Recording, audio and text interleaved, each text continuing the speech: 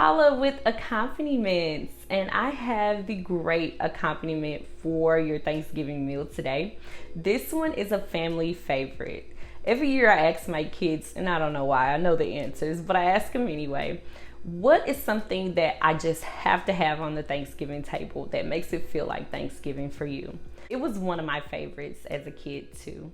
But this one is my family's recipe for squash casserole. I do it just a tad bit different because I'm new school too, so I added my own little flair to it.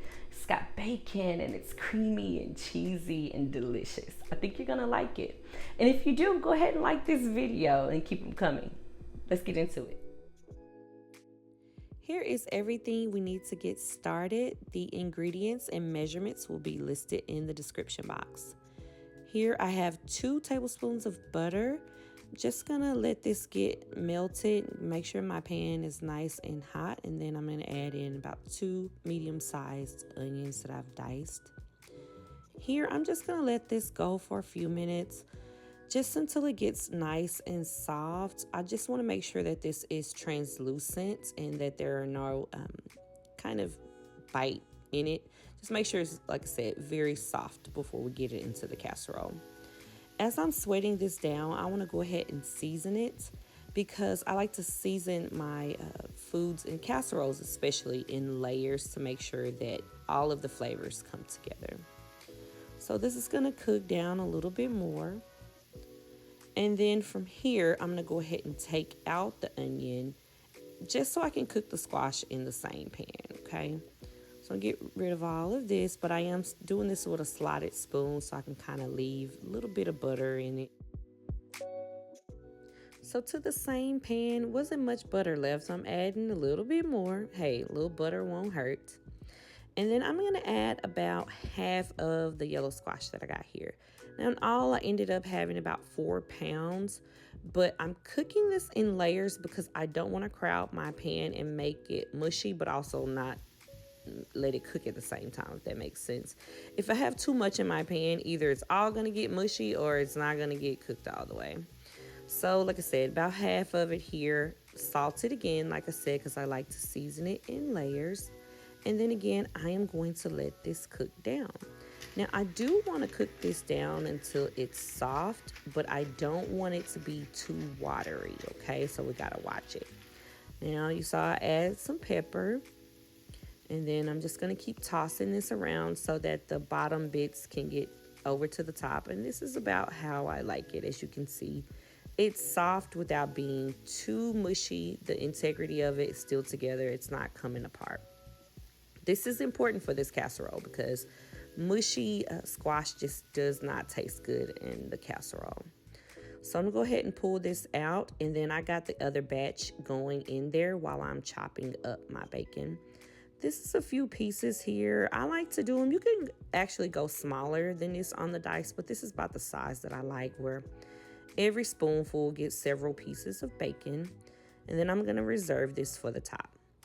Now back, I'm going to add all of this together to go into the squash casserole. Now you see I got a sleeve and a half of crackers. I bought a whole package of crackers, guys, but I got 6 kids and they ate it. So this is what I got left. But I crushed those up. Got that going in the pan, and then I am going to add those onions that we sweat down earlier. I added half here, but you'll see that I added the rest of them later.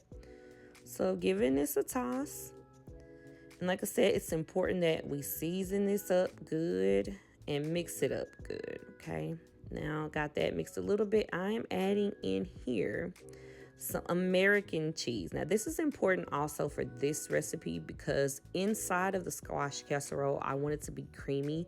I don't really want that cheese pull that cheddar cheese leaves, but you definitely can add whatever you want. Now I'm gonna add in some sour cream. That is going to help it to be nice, soft, and creamy. So now I'm gonna mix all of those ingredients in really, really well here. Couple turns around the pan, and this is a lot of squash, so it might take some time. Now I told y'all I'm one of those people who like to taste it, so at this point I do have to taste it for seasonings, and it ended up needing a little bit more salt, which I added in. Some more pepper too, of course. Like I said, we like to see our pepper in our food here, so keep going. Now, since I've tasted and adjusted my seasonings, now I can go ahead and add back that onion. Remember, I mentioned earlier, I ended up using all of it.